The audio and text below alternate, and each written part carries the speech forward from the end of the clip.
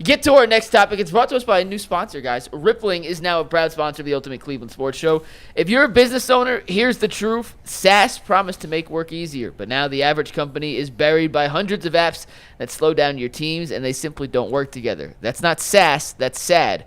Software as a disservice. That's why you need Rippling. Rippling's the unified platform for global HR, payroll, IT, and finance all in one place. They've helped millions of businesses replace a mess of disconnected tools with one system designed to give leaders clarity, speed, and control. And right now, you can get 6 months free when you go to rippling.com/LockedOnNFL. Learn more at Rippling, RIPPLING.com/LockedOnNFL. That's rippling.com/LockedOnNFL. for 6 months free. We talked about Quinshon Judkins. I want to dive a little deeper into something that the Browns did yesterday for Quinshon Judkins and how it impacts the Browns rookie running back moving forward. But obviously scored 3 touchdowns yesterday. Yeah. It's the first 3-touchdown game for any Browns position player since Nick Chubb did it in 2022. He leads the NFL in 30-yard runs this year. Okay. Jason, when you look at Quinshon Judkins, how he's being used, how teams know he is the focal point of their offense, and the fact that he's continuing to have success. I mentioned 84 rush yards yesterday, 94 of those after contact, which means he was hitting the backfield and then gained more yards than he had total yards in the entire game. How quickly are we going to have conversations about Quinshon Judkins being in that top tier, that elusive few with, maybe not in that Bijan and Christian McCaffrey level, Jonathan Taylor level yet, but right below them as a rookie? Is he at that class yet? Yeah. And what's most remarkable is he's doing this with no training camp. And no offensive line.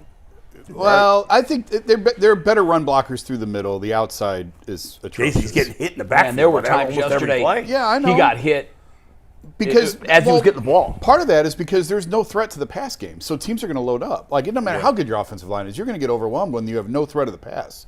And right now, the Browns have no threat in the pass game whatsoever. So yeah, it's going to be tough sledding for these guys. But he's really freaking good. And Kevin joked yesterday, I don't want to say training camp isn't important because I have a lot of veterans at my door tomorrow saying I ain't coming to training camp next year. But to his, obviously we know the summer that he had and some of the issues that he had, but to his credit, clearly he stayed in shape. And we talked about the difference in being in shape and being in game shape. It's remarkable that he's been able to come in as quickly as he has and adapt as well as he has with as little practice time as he's had. And, we talked about why wasn't he in at the goal line against Pittsburgh. I think it was, I do think he's behind still a little bit in some of the blitz pickups and some of the pass protections, which is why you still see Ford out there in those instances. But when he gets that down, I said before, this guy's going to be really freaking good. We can stop with as much as everybody loves Nick Chubb, we can stop with the Chubb talk because Quinshon is that guy, and it's really been impressive to watch him, and he's only going to continue to get better from here. He looks amazing. I thought what he did yesterday was so impressive. To get 3 touchdowns, 2 in the Wildcat, when the defense knows 100% he's keeping the ball. Yeah, we've already marketed Wild Dog. You must change it. Did you guys see that? It's the Wild Dog. It's Wild Dog? He bobbled the one snap. He did. Did they show that? He did. Yeah. You could clearly see it. And that was almost a fumble, and he still scored. And the long touchdown run was great. He's definitely already in that second tier of running backs in the NFL. He can't be in the top tier until he, more consistent. He's got to do it longer. He's got to catch passes. Those top backs are on the field every play. Imagine how good he would be on a real offense if there was a threat of a pass game. Oh yeah, I'm saying if he were on the Chiefs, he'd be the story of the league. Oh yeah. Same thing with Ashton Genty, who's on a awful Raiders team too. He's a great talent too, but the guy's phenomenal. He's by far the best player on the team. I don't care about the yards per carry. I thought he was sensational in the game yesterday. Best player on the offense. I thought he was the best player on the field, period, to me. Oh, I thought you were saying overall he's the best player. I thought you said he's clearly the best player on the team. He was yesterday. For yesterday. Yeah, yesterday. Okay. And he's clearly the best player they have on offense. Tyson Campbell played a game. He was pretty good. Hey, I'm going to tell you this. So this is what I've been mentioning. This is a great opportunity to break this down. Do you see how you can watch Judkins play, right? And everybody, there's no debating, there's no squinting. Ooh, is he good? Not really good. Right. I think he kind of might be. He might need to work on this. And in a couple years, if he work on this, he'll be, nah. You see it immediately. And this is what I'm talking about, what you need to look at when you're drafting players. when you're drafting players, there is a undeniable look that it has. It's an undeniable feel. You know when they're good. You got one at running back. Now, all you have to do is then translate that to a wide receiver. Figure out if you can get one of these, right? And you get another one at wide receiver, now you change the whole trajectory. Because when you get a guy like this at wide receiver, it then puts defenses in a position where now you're, instead of being a JV team in the XFL or UFL, you are now in the National Football League. Because most good offenses have a dude on the outside where you can't load up on. They got a dude at running back that you're going to have a problem with. And then you don't have to have top 5 Burrow, Lamar Jackson. I would still love to have that. Don't get me wrong.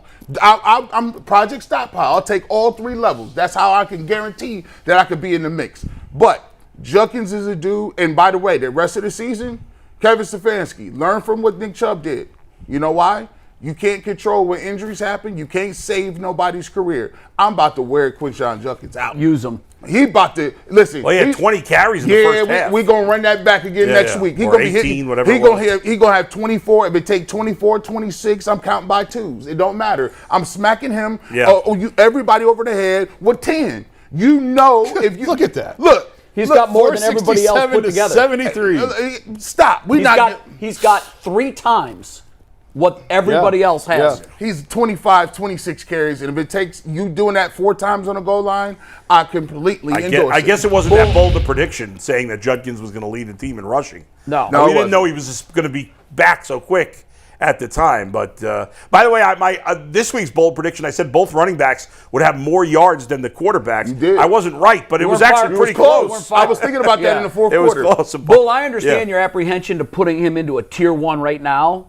Oh, yeah, he's not. I understand that. Yeah. He's played 6 games. It's So not just that. I He's get not that. the complete back that the other guys are. Right, absolutely. Yeah. But he is on pace, if he stays healthy, to go over 1,300, I think it's 1,400 yards. That puts guys into elite status when you're rushing for 1,400 yards. The 2 games the Browns have won, Judkins played great. Against Green Bay, he had a great game. He's scoring touchdowns, which is that.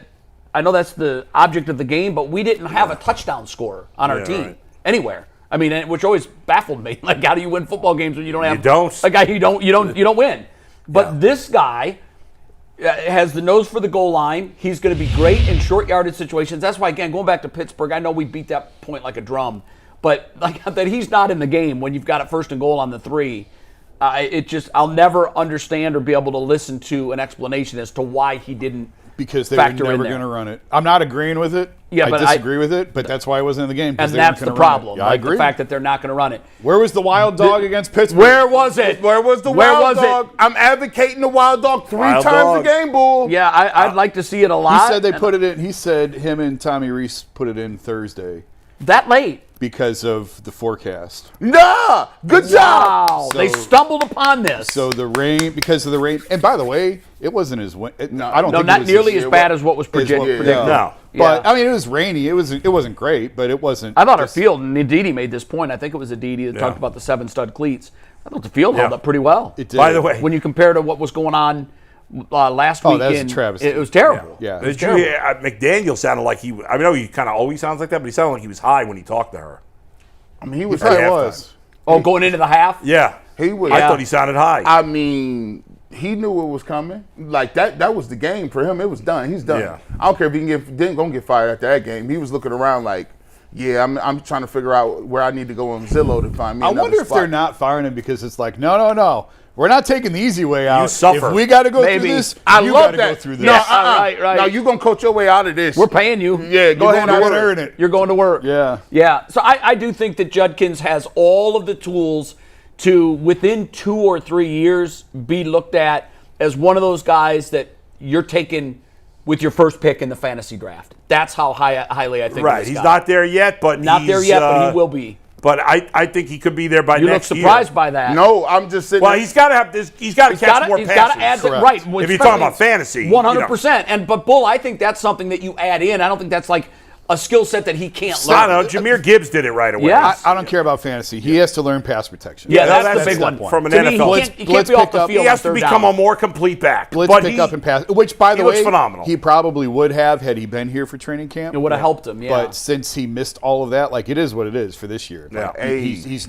there's not enough time. Bull, I'm gonna tell you what. I Yeah. was just sitting there. I looked surprised because I was sitting there in the back of my mind thinking about, hey, you imagine if he get 1,300, what kind of headlines and topics Mike McNuggets gonna come up with? Is Quinshon Judkins underrated? They don't have him in the top 5 running backs. Should he be higher in the top 3? And of course, that's going to be an off-season That's topic. a June topic. Yeah. Oh, That is a June topic. Listen, Hold that. File that away, tuck McNuggets. McNuggets, by the way, if y'all don't know, McNuggets keeps a Rolodex of 40 to 50 topics, like rap freestyle. Sure. And his Evergreens. holsters. As good Evergreens. as obviously we forget about Nick Chubb now, but as good as Judkins is, to me, Nick Chubb as a rookie so far more impressive. Yeah, he's a good. Nick Chubb was, I mean, that's Chubb, though. We knew right away with Nick Chubb. and what we know had. with Judkins I too. mean- I mean, it's this. I mean, that's Chubb. He'll probably be similar. He'll probably, we'll see who ends up having a better career. I 'cause mean, Chubb was. I mean, prime. not forget Chubb how was special he different. was at his It's prime. different. He different. Yeah. But this guy He's right got to here, do some work to this make guy's us gonna forget be about too. that. The difference to me, Chubb didn't have anybody to follow.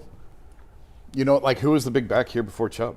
Carlos Hyde. Yeah, I mean, come Yeah, on. that doesn't Ruben count. That's who Jerome. was starting Carlos ahead of Hyde's him. name. But and I'll speak for me, not Yeah. you guys. I was kind of taken aback when, I mean, he had a couple good runs, but you don't know until you see it over an extended. Sure. And his first start was like, oh wow, okay, well there's something, and maybe that's my fault because I should have Talking known. about Chubb. Yeah. Well, he had that bad injury in college. That's and the so, thing. Yeah. And he was the second running back taken from his school that Yeah. year. Hey, Remember, so- the Patriots drafted. He was splitting Sony carries Michel. early. in the Michelle. Yeah, he was. Before. So Judkins, yeah. Judkins is walking in having to follow Chubb. Right. Everybody's very familiar with him because he went to Yeah. Ohio State. Right. It just but he's feels- also not having to split carries, Correct. which Chubb was. Correct. That's why they got rid of Carlos Hyde because they were like, we got to give Chubb the ball. Yeah, more. he needs to run. Yeah. They still had a third back there. I don't know, maybe it was Duke Johnson. I don't remember who it was. I think it was Duke. The third back. And a contract dispute. Yeah, I remember that. That Baker spoke of. Yeah, that was crazy.